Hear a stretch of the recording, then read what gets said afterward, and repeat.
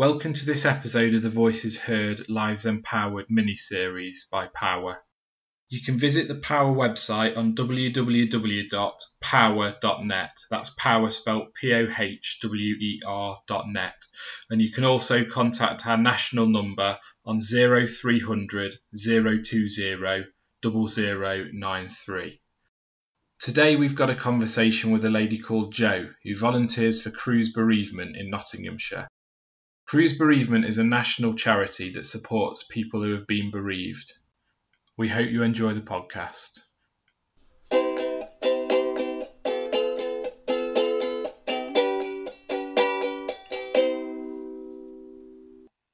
Jo, can I ask you a little bit about what Cruse does as an organisation? Yes, certainly. Well, I think our official title is Cruse Bereavement Care. So the word Cruse isn't actually an acronym, and it's certainly nothing to do with the Mediterranean or anything. But I'll tell you a little bit about Cruse first, briefly. We've been going since 1959, so we've just had our 60-year Diamond Jubilee, would that be? I don't know. Celebrations, that's the right word. Do you want me to tell you a teeny bit about the history? Would that help? Yeah, no, I think that'd be really interesting. Okay. Well, it was started by a woman called Margaret Torrey, and she was a bit of a rebel, apparently, sort of woman who didn't pay her taxes because she didn't agree with what they were being spent on. And she, I think it was after the war, she realised that there were over 2 million widows under the age of, I think it might have been 50. Obviously, men dying in the war. That's and shocking, they all isn't had it? sort of common problems: loneliness, poverty, blah blah blah. So she set up a organisation, which I think was called Cruse even then, and they produced leaflets and things. Apparently, she used to do lots of practical leaflets, and the most popular of which was one called "How to Worry Usefully," but it's out of production, which is a shame. And then eventually the organisation grew and evolved, and they would support men as well. And now we exist to support anyone who is struggling through their grief, through the bereavement process, whoever they might have lost. So whilst impressionistically it does tend to be mainly skewed towards people who've lost partners or parents. It can be children, it can be your best friend, it can be a colleague. So there is no bar to who we support. So we support by email. We're working towards supporting by email and chat room facilities, but we do telephone support, but mainly our model's one-to-one. Whilst we do have a number of paid staff in terms of administrative functions, all our bereavement supporters or bereavement volunteers, BVs we call ourselves. Note, we don't call ourselves counsellors, and there's a very specific reason for that. Counsellor implies that you might have a qualification in counselling, which some of us do, but it's not a requisite, but also that there is something wrong that someone needs to put right. And that's not what grief's about. It's about holding somebody's hand as you walk up a very difficult path. So all our BVs, our bereavement volunteers, are then allocated clients. Initially, as you can imagine, we try to match people according to the experience of the volunteer. And we support them on a one-to-one basis, face-to-face generally, but of course, more latterly, it's been far more often. Well, we can't do face to face. No, and it's horrendous, isn't it? It's the same for POhWER actually at the moment. But we'll come to talk about that. But if you don't mind me asking you first, Jo, what led you to get involved with Cruse Bereavement in the first place? Well, I've been involved since 2011. I've always had a sort of inclination towards some kind of helping profession. In fact, that wasn't my profession. My profession is the law, which some would say is absolutely not helping. And before that, I had worked with the Samaritans. I suspect that my own bereavements were a significant part of it. But interestingly, maybe surprisingly for people who might be listening to this podcast, that's not always the case. In fact, I do remember one woman who, obviously we preserve anonymity here, one of our BVs, she trained because she had killed somebody in a car accident. And it was, I suppose, her way of putting back. I don't know. So that there can be a myriad of reasons. We do get a lot of people who are in the process of training for professional counselling careers and they acquire experience with us. But then you get quite a few older hacks, such as myself. And I think probably my own personal experiences would have driven me a little bit towards making this as my form of helping. So there's a lot of very, very kind of powerful personal experiences that people have had that have led them to be in a position to help others, I suppose. And that, regardless of all the training you have, I suppose that the lived experience is something that, you know, you wouldn't ideally want to have, but I suppose that is beneficial in helping others who are going through the same sort of thing. Well, I think that's really interesting because I suspect it is, but of course I lost my husband, so obviously I feel an enormous empathy towards people, particularly if they were at the same sort of age when they lost theirs, but of course I don't know what I would have been like otherwise. Do you see what I mean? Yes, yeah.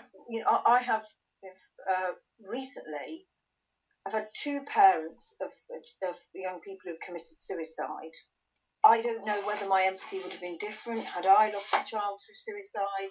But I guess when you have been through a really difficult journey yourself and come out whole or reformed or fully functional eventually at the other end, this is quite a strong word, but you might even feel a little evangelical in wanting to say to people, you know, there will be light at the end of the tunnel.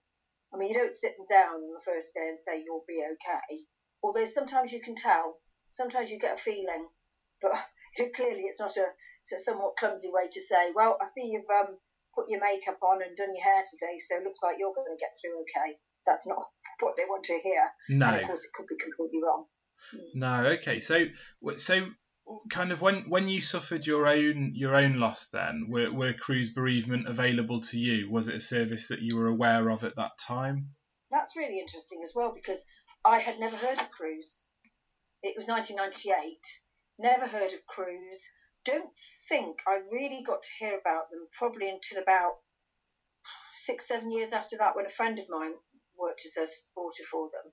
So I like to think that we've gathered a bit in our selling our brand. Is that really cringy? But in making the public aware of our service.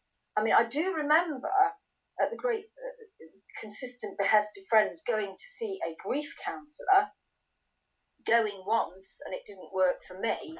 So grief support of any nature, the type that we offer, type professional counsel might offer, it's not for everybody, but you never know till you try, you see. Yeah. I think that's a really good point, that it's such a subjective thing, isn't it? And I suppose some people cope better than others, you know, based on a number of circumstances, like where they are in their life and how expected the loss was, I suppose, and those sort of things. You're so right. In fact, maybe we can recruit you on our next course. But I think the stage of life matters a lot. To me, the worst thing that could possibly happen would be to be widowed in your 60s. Because I think, well, I was in my 30s. To me, the only sensible, viable alternative was to start again. And I've been with my new partner 20 years now. But when you see people who had plans for retirement, the children are off their hands, so the focus of kids has gone. Maybe they've retired, so the focus of the job has gone. And they're snatched of 20 years of golden retirement with somebody they've managed to knock along with perfectly satisfactorily for 30, 40 years. That's such a fascinating way of looking at it, Jo, because my instinctive thought on that would be that the younger you are to lose your partner, would be more devastating. But I completely see your point of view, that you are still within the world of work, and you still have other commitments. Perhaps that, although it's probably no less devastating, if not more devastating, at least you have the kind of distractions to get you through and sort of yes. And I suspect if somebody had asked me before my husband died, I would have said exactly what you've just said. Well, what could be worse than to lose a husband who you were sort of living your prime with? But I also think it's interesting because even in the most desperate of bereaved circumstances, people who might have lost a child through suicide, to me that's just such a challenge. People are interesting because they always seem to be able to think of a situation that would have been worse. Now, I used to think that was people beating themselves up and not allowing themselves to grieve, but I've thought about it a lot, and I think that's a sort of survival mechanism. It could have been worse. They could have been murdered. They could have been drowning at sea and shouting for help and nobody came to get them. So I just think that's a bit of a human reaction. Absolutely. I think it just shows you as well, doesn't it, that way that we're all kind of connected as human beings, that we find that need to compare our grief with others and kind of compare our circumstances with others as a kind of coping mechanism. Yeah, I mean, if you gave people 5 different death scenarios and asked them to put, not the one would be as crude as this, which is the worst, I think it would depend. People would have it all differently, because it would depend on your stage in life, your support network, maybe whether you had a faith, whether you had other children even. I suppose it all comes out to it's different for everybody. So if we could talk a little bit then, Jo, about the support that you can offer. Now, I know that obviously what you can offer right now and what you would normally offer if we weren't in lockdown are 2 different things. But if you could perhaps talk about what you did before lockdown and what you're able to provide now, I think that would be really helpful. I mean, would it help to include in this the sort of process by which people contact us and we offer our service to them generally? That would be brilliant, please. If you're able to make people aware of how they can get in touch, that's fantastic. Yeah, and then I'll evolve from that, how it's different at the moment. Yeah. That's great. Okay, so people can self-refer, or they can be referred through. Well, they have to actually ring up themselves. But probably, I think the statistic is around 50% or even more tend to have been recommended to come to us by their GP. Classic situation, when people are bereaved, they often get to the point that they think they're going nuts. They're not sleeping, they can't concentrate, and where do we end up when it's all falling apart? Our doctor's surgery. So we do get a lot of people who've been recommended to come to us by GPs, or it could be by their church, like that old lady, their children. So they will somehow or other have got hold of our number. And if they ring the national helpline, they'll be given the local number for their specific cruise, because we are all over the country. It's good. We've got good websites. There's a lot of information on them. People phone. Our admin staff will talk to them, not on a counselling basis, but as you can imagine, sometimes it tips into that a bit, because people are very distressed when they ring us. It's not like, ringing the dentist. We don't make them an appointment there and then. We send them some information about what we do, and about 50% of people then get back to us, which is interesting, because some people would have just had a crisis of the moment and then gone back into some degree of coping with their existing coping structures. So when they come back to us, yes, thank you very much, I've read it all and I would like to go on your list. We get them in for an assessment interview. Different cruise areas around the country might differ a little bit, but this is how we do it in Nottinghamshire. And we try to get them an assessment interview. There's a few of us are trained to assess, which is a first opportunity to talk about your situation to a stranger. Occasionally, we do find people aren't suitable for us because maybe their issues are better dealt with by a mental health practitioner, for example. And I don't know what the statistic is, but most of the time we say, yes, fine, would you like to go on our waiting list? Sure. We, in common with, I think, quite a few other sort of talking therapy type organisations, we offer 6 sessions, and they can be week on week on week. Sometimes you can organise with your allocated supporter, and of course it will be the same EV, and we do have the facility to apply to give 2 extra ones. So that's really what happens, and the default mode has always been face-to-face. If somebody wants telephone because, for example, they can't come to us, then we can offer telephone. Is there a waiting list for the service? I mean, it depends on where you are, but we have had a waiting list of as much as 20 weeks, which is absolutely awful for people. We do warn them, but it's very difficult. So, Jo, could you talk a little bit about how things have changed and how you're supporting people since the coronavirus lockdown? We are moving towards offering Zoom. We started up not offering Zoom, but that's now been discussed at area. And when our admin staff who do what we call the allocations and referrals, they'll ask people whether they want telephone or Zoom. And also in the future, we've decided that we will continue to say face-to-face or telephone. So if we could move on to talking a little bit about the sort of the situations that you're finding with people in the coronavirus lockdown. So are you receiving referrals from people who have been bereaved as a result of COVID-19? Yeah, I haven't. We had an area committee meeting last week because I'm a branch rep for mine, and nobody was aware of anyone in our area. And of course it's proving a negative, but I would imagine that the reason for that is, by and large, the stats show that people don't tend to contact outside organisations for support until maybe 3 months. You know, I mentioned earlier how we sort of discourage it too early in normal circumstances. So it may be that they're just not coming through yet. But, you know, I can remember my immediate grieving period was, you know, there was just people everywhere, you know, picking you up and making sure you ate and trying to do the right thing. So all I can say is immediate experiences, they're not coming through yet. So is there any kind of advice that you could give to people who have suffered a bereavement and who are kind of coping with that in the current situation where they're not able to meet with family in person as much? Well, I think there is a danger people will, you know, hide under the bed sort of thing. And I think that if they can bring themselves, we've all had that feeling, haven't we? Even absent bereavement, where, you know, you've been meaning to make that phone call, you can't be bothered, but you know, when you do, you feel really great at the end of it.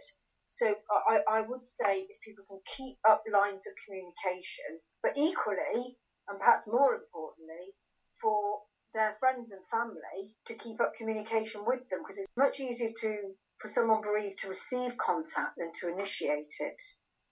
Yes. You see what I mean? Yeah, absolutely. So you are, if you are particularly grief-stricken and unable to reach out to people, I suppose you will be reliant on people contacting you and showing that compassion towards you. Yes. Don't do the elephant in the room thing. I run some courses for Cruse National for outside clients, and we do a variety of things. We've done them with banks and insurance people and Department of Health and Social Care and that sort of thing. And people are very generous in sharing their experiences. And one woman told me, well, she told the group, she'd gone back to work after her mother had died quite suddenly. And nobody had said a thing. Nobody had said absolutely anything. And she was desperately hurt. You know, even, okay, people aren't going to work as they used to, but, you know, an email saying, I'm thinking about you, I'm going to give you a call later, just something. But people are bad enough in normal times for, I mean, I know it sounds like a cliche, but I have had so many people say, and they actually walked to the other side of the road because they don't know what to say. Yeah, which actually makes me quite angry because I think, how bloody British. First time I sworn. You know, somebody's lost someone they've loved, and then your neighbour makes it their own problem because they don't know what to say. Well, actually, that's not such a big problem, is it? So, yeah, advice. If people who have been bereaved can possibly make communication sounds great, but if people around them can keep those lines open, and, maybe even being a little bit more original, maybe a note through the door. Sure. Letters you mentioned. I think that's it is a really nice thing to receive, isn't it? A letter. It's such a rare thing now. It is. I'm on a bit of a letter writing campaign at the moment, but I've had 2 friends who've lost mothers during this crisis. Neither COVID related. They were elderly. But again, the elderly thing is an interesting thing, because we are seeing that it tends to be older people who are dying of COVID, not exclusively by any means. And people have this, well, they've had a good innings. But, when it's somebody you've loved all your life, that actually isn't much of a consolation. It's the person you've often loved the longest, your parent, for example. And good innings or no, didn't really help. That's a really interesting point, Jo. I think because that is such a common phrase, and I know that I've said that plenty of times in the past about my grandparents and things like that when they passed away. But like you say, the longer somebody's lived and the longer 2 people have lived together, the more shared experience they have. So it goes back to that thing, doesn't it? That I suppose the commonly held belief, or my belief before I started talking to you today, was that the younger you are when you're bereaved, the more difficult it would be. But I think that's a really important point, that the longer that you've spent with somebody, the more difficult you find it to adapt to life without them. Yes. The chances of re-establishing, people do re-establish relationships. In fact, one of my very early clients, and there's the odd one that sticks out in your mind. I remember she came to see me. She was probably early 60s, and she sat down and said, "I shouldn't be here." And I said, "Why?" And she said, "I got engaged at the weekend." And she'd met somebody, I think within her church. I think she was quite involved in her church. And I knew exactly how I really knew, because I've been through that, found happiness again, and there's a guilt there. And she just needed to talk about her guilt and things like that. Sure. Because I had another lady, she was in her early 60s, and her dad had died, and they obviously had, and he was, I think, something like 92, 93, so yeah, good innings. And I remember it was just before, when Brexit was, at its absolute furore, and she said, I so miss the fact I'm not going to be able to talk about Brexit with him, because he would have loved, that's the thing, isn't it? That's incredible, because I can't think of anybody that I would miss talking about Brexit with. Maybe particularly your parents. Yeah, that's it. Yeah. I just wanted to ask you, Jo, about another kind of point that you raised in the article, actually, where you talk about the fact that people have been unable to be with a partner or a relative at the end because of coronavirus, and obviously the restrictions. So that was really interesting to me. So would you say that being there at the point that somebody passes away is something that's really important for the grieving process then? That is my experience from people I have talked with. And my personal experience, I was with my husband when he died. And it's not even just being there maybe at the point of death, because I don't know how things are progressing in hospitals at the moment, but it's being there all, because if people die of COVID, it's a fairly rapidly progressing condition, as I understand it. So it's being able to be there as much as you can in the run-up. So even though they might be allowing people, perhaps when they think there's only a few minutes left, I'm not quite sure what they're doing, but it is important. And I have had people with terrible guilt. One woman I remember, it was as simple as she'd gone for a pee. People have to go for a pee, and then he died. I mean, interesting enough, there's a lot of research on people both hanging on for the right people to be there before they die, but also almost choose to die when their loved ones are out of the room to share them the pain. I don't know, but it is important. And even visit. I don't know what the rules are now, but I suspect you can't visit people in the chapel of rest. Sure. So it's the reality of it, that's. And people talk a lot about the moment of death. That's really important to them because they can't talk about it. It's hard to talk about it with your friends and family because they like to say, oh, don't distress yourself.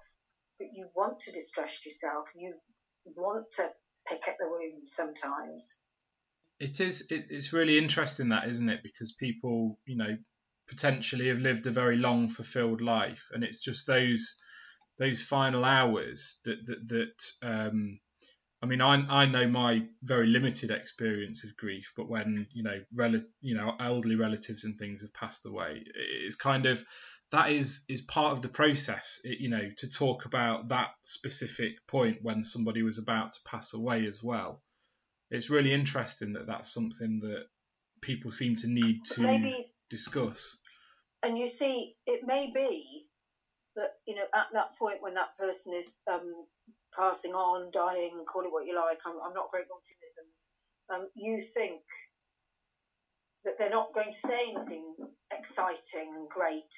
My husband will probably say in his dying moments, don't forget to put the bins out on Friday. but it's a fact that if you're not there, you think you've been cheated of that last I love you. Yeah. I mean, this is a very personal story, and I'm quite surprised I'm sharing it really, but I'm happy to. But I mean, my husband died of an overwhelming infection, septicemia. It was all very quick, and he had to be sedated. So although I was there with him when he died, he never said anything to me once he'd been sedated. But I got an obsession in my head about wanting to know what his last words were. And I remember my best friend went and spoke to the nurse, and she told him that his last words were, "Say goodnight to my wife." So that was really important. That's so moving. No, and I really appreciate you sharing that with me, Jo. And obviously, that's very kind of you, Tom. Yeah. And after 22 years, it's much easier too. But, yeah, definitely. And I mean, it's a phrase, isn't it? Famous last words, and it's something that we do seem to be focused upon as a race again, isn't it? To kind of to know, there seems to be added weight, doesn't there, to those last few minutes, those last few hours, that it kind of counts for more almost than all that's gone before. It's the last opportunity. So, whether they were going to be, don't forget to put the bin out or not, it's what people think they might have missed. Yeah. Yeah. And that leads me on, Jo, to another thing. I'm going to wrap it up in a little while because I don't want to take up too much of your time. But this has been that's fine. Yeah, that has been fantastic. But an area that we've not really talked about, especially relating to coronavirus, is funerals, which is something obviously with the limits to how many people are actually allowed at a funeral at the moment.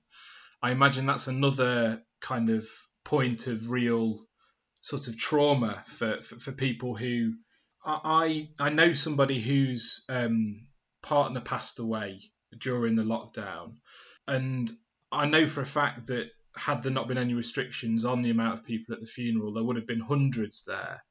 And the fact that hasn't happened must be very sad, very traumatic for the immediate family who are grieving for that person. Well, I mean, a friend of mine has lost a very good friend who was only in her early 50s, and has found that she is not able to go to the funeral because there's only going to be, I don't know, a dozen, I think, and she's finding that very distressing. I mean, there's all sorts of things, like people are forced to choose who's going to be there. Remember all that nonsense about you were going to be able to choose like 10 people to socialise with? We were all panicking that nobody would ask us. Sure.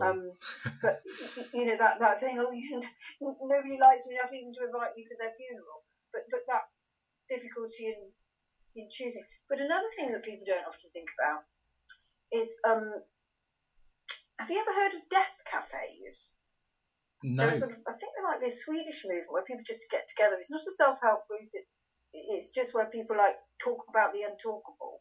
But anyway, we had somebody from the death. This is a little bit circuitous, but someone from the death cafe movement, who's one of our BVs, and she did a little training session about it. And one of the things she threw into the ring was who's planned their own funeral. And I said, oh, I wouldn't. The kids will know what I want. Blah blah blah. And a colleague of mine said, I've planned mine. She said, I know who I want there.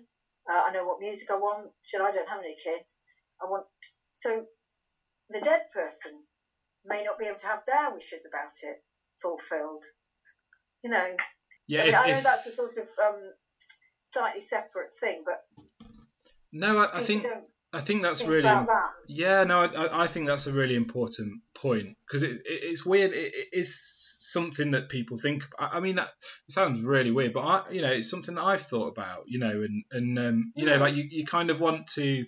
It's almost like your last opportunity to make an impression on the world, isn't it? So yeah, I understand that kind of motivation to almost like kind of choreograph that. I understand that you want it to be a do that you would be happy to attend yourself. Yeah, absolutely, absolutely, yeah. yeah. But people would think, well, I know so and so would want a really good bash. They would have had a jazz band. And I mean, imagine a wedding without hugging. A funeral without being able to hug is even worse. I mean, I anticipate that when we do have people who have been bereaved through COVID, and as I said, my experience is they're not coming through yet, that people talking about the funeral not being what they wanted or expected, or the dead person would have wanted or expected, it could be quite a big thing, actually. Definitely. I mean, people talk about memorial services, but the spontaneity, if you like, of the celebration of grief sounds a bit grand, doesn't it? It's gone, hasn't it? The moment's gone. Yes, yeah, definitely. Yeah. I mean, I think that's the thing, isn't it? Memorial services are, I guess, something that are going to become very prevalent next year, and when we're out of this mess that we're in at the moment. But there's something about the immediacy of grieving at the time. I mean, like some countries, the funeral's held on the same day as the passing away, isn't there? Yes. And so to have to wait so long to kind of have that final moment of closure must be something that's very distressing for people as well. Yeah. Even down to practical things like, people's employers are far more likely to give you time off for a funeral when the death's a week away than 6 months later when it all sounds like you want time off for a party. Yeah, no, I completely, I completely know what you mean with that. That's great, Jay. So I'm so grateful for the time that you've given us today, and it's been a real eye opener for me, and a really fascinating. Well, you've been a great person to talk to. You make a very good bereavement supporter. Thanks very much. That's really nice of you. Although I think you've got quite a lot on your plate at the moment with an 8-month-old child. I do definitely. You can see these bags under my eyes, can't you? So yeah. So just to wrap up then, it's fine if you don't have it to hand, because I know that I can never remember my contact information for POhWER, but would you be able to kind of let us know where people can find out a bit more about Cruse, and where they can actually contact you to make a referral? Yeah, so really you want the website address, and I'll email that through. But that's great. What I would say is that Google Cruse, you'll get the national number, and they will direct you in the right direction. Brilliant. But I will get the right link to the right website. That's great. And what I'll do, I'll add that to the end. Like after the kind of conversation, I'll add a little bit in of my audio, and I'll give the details so that they're on there. We do have a national telephone helpline. So, I mean, I'm actually going on some training for it this week.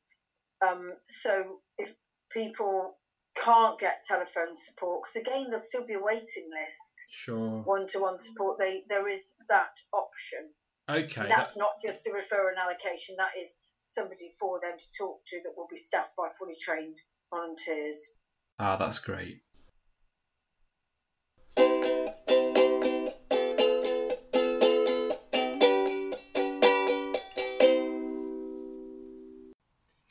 I just want to thank Jo again for coming on the podcast. That was really fantastic, really interesting, very emotive, and I've learned a lot from that. So I hope that it helps the listeners to know where to go if you find yourself in a situation where you need a bit of support with a bereavement.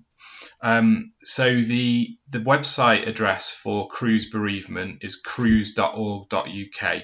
So that's Cruse spelt cruse.org.uk. And the national helpline number is 0808 808 1677. Thanks so much for listening. Welcome to this episode of the Voices Heard Lives Empowered mini-series by POhWER. You can visit the POhWER website on www.pohwer.net. That's POhWER spelt POhWER.net. And you can also contact our national number on 0300 020 0093. Today we've got a conversation with a lady called Jo, who volunteers for Cruse Bereavement in Nottinghamshire. Cruse Bereavement is a national charity that supports people who have been bereaved. We hope you enjoy the podcast.